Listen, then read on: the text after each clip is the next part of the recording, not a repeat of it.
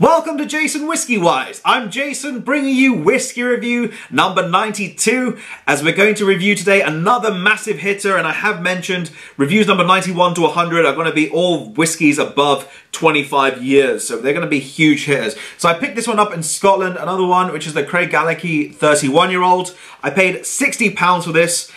I've been paying crazy money for drams, but I want to bring something different to the channel. And when I was in Scotland, I spent literally a lot more money on drams. And that's because if I spend £700 on a bottle, I can't justify having one bottle, whereas if I spend lots of money on drams. So I thought, cover a lot more for the channel and try to distribute the money evenly across different drams. Now, this is going to be the Craigellachie 31-year-old. It is a whiskey that won, I think, Best Whiskey of the Year in terms of the World Whiskey Awards 2017. So earlier this year, it won the best whiskey in the year. And since then, its price has shot up. And I'll mention that as we talk about the price. Also, it's now discontinued because of the award. So, in terms of my review style structure, we'll begin with the age of this whiskey. It is a 31-year-old whiskey. I'll actually quickly mention about it's part of the Last Great Malts range from Bacardi or Dewar's, and they have 5 distilleries in the Bacardi portfolio. One being Craigellachie, Altamore, Aberfeldy, Royal Brackla, and Glendevron. Those are the 5 in their portfolio. So they created the Last Great Malts, which are these different bottlings of each one. Craigellachie 31 was the oldest whiskey from the Craigellachie distillery. However, in terms of their own bottlings. However, now they've got a 33-year-old, which was introduced just after the 31 won the award as the best whiskey. So, getting back to my review style structure, begins with the age, which is a 31-year-old whiskey. ABV bottled at 52.2% ABV. They don't specify on the cask selection, but in terms of the distillery itself is the Craigellachie distillery, which you can see over here.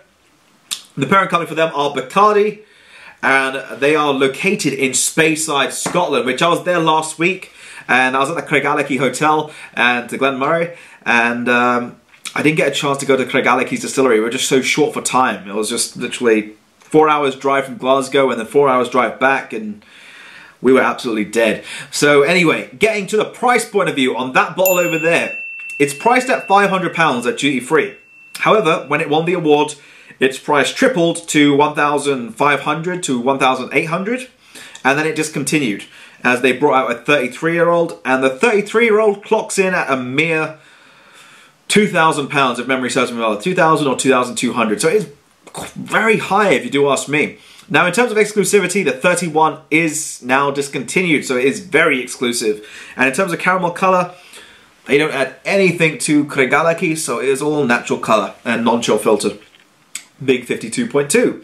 So, let's get into the assessment of the colour of this whiskey, as I will pretty much talk about this whiskey for some time. And what do you think about the colour at home? If you tried any Craigellachies, let me know down below in the comment section. I think there's a... Actually, yeah, I'm going to say the colour first. I think it's like a gold, as it doesn't really look too dark, doesn't look too light. In Craigellachie, you've got all our prime numbers. So you've got a 13, a 17, a 19... 23, 31, and a 33-year-old. The 19 was travel retail and now discontinued. The 23 is around about £400 now.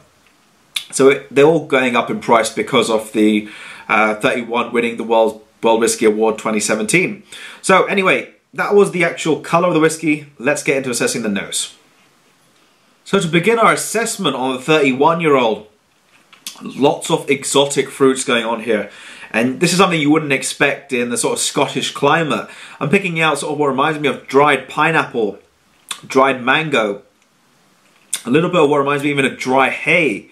And this is then combined together with what reminds me of pine. When I was in Scotland, we were driving through towards Aberfeldy, and we went through one of the locks, and it goes right next to a massive pine forest. And we decided to have a little walk around the area. And you smell those sort of pine nettles in the air, and as that aroma just goes through, it just reminds me exactly like that. Just the instant sort of pine character coming through. It does have a slight sort of what reminds me of even nuts and fruits. If you get a sort of like what I call trail mix. So you're getting a bit of combination of almonds, cashews, pistachios, combined with raisins, sultanas, all those sort of things combined together.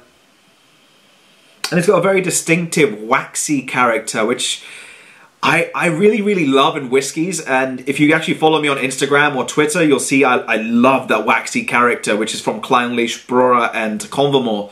Those are the three that I just head over heels for. So really liking that candle wax character. But I'll leave my links. I think I'll leave the links over here somewhere. So if you want to go follow me on my Instagram or Twitter, where I'm really active, I'm doing giveaways on Twitter, be sure to go and drop it a follow, because you never know, you could win a giveaway and you can have a free bottle. But really, really liking that nose. Lots of complexity. So next we're going to move into the palate for this whiskey. Wow. Wow. I kept that on the palate for some time this time. Waxy, mouth coating, really chewy. Wow. This one's like, you're having like that exotic sort of like, if you ever tried a lychee, it's like that. Then I'm getting that sort of citrusy, sort of like a clementine zest, sort of like that waxiness from the coating of that as well, like sort of a mixture of also a normal sort of waxy presence.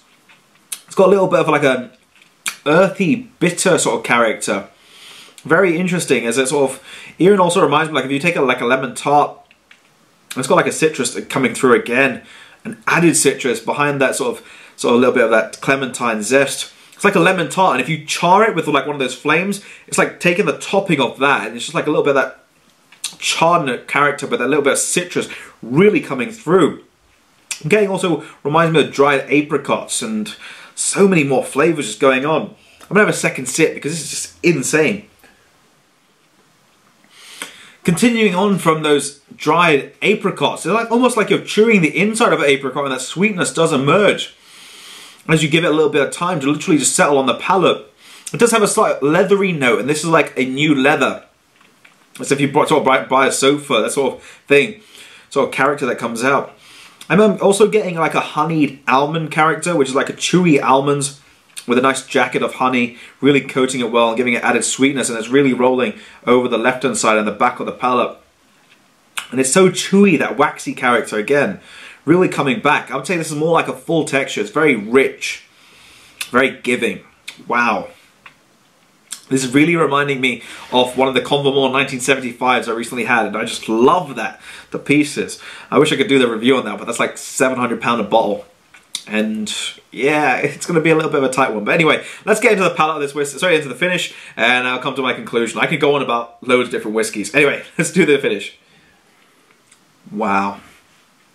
So the finish of this whiskey, it's a very long, waxy, chewy finish. Beeswax, fennel, those apricots, a slight briny character also emerging behind, a nutty character as well. It goes a little bit savoury as well the longer you leave it on the back end of the palate. It reminds me of green olives.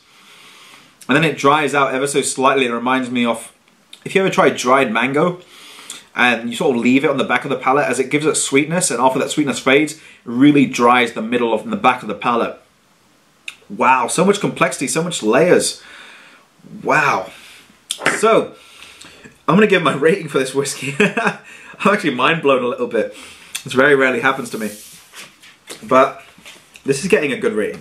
This is getting a really good, I really enjoy this one. I've been giving this one here a 95 out of 100.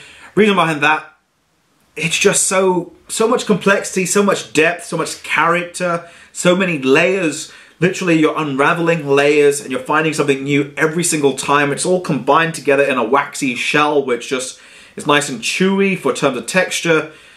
I really love this whiskey. I had a bottle of it, and I actually got it for, I think it was around £350. And I've listed it up at the minute for 1,500. So if it doesn't sell, I'm going to be keeping that one. That was really just really good. But wow. So overall comments, lots of complexity, layers, depth, character, you name it, this whiskey has it.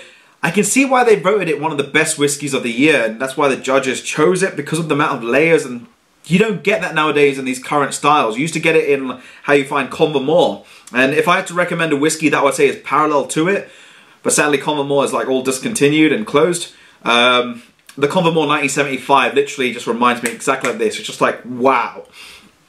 So it reminds me a lot like that. And I think the 2 and 2. I want to do a vertical tasting. If I can find 2 bottles of that, you'll see a video of that on here. That'll be insane. But in terms of value for money, at 500, I think it's an absolute steal. Up to 750, I'd say tops.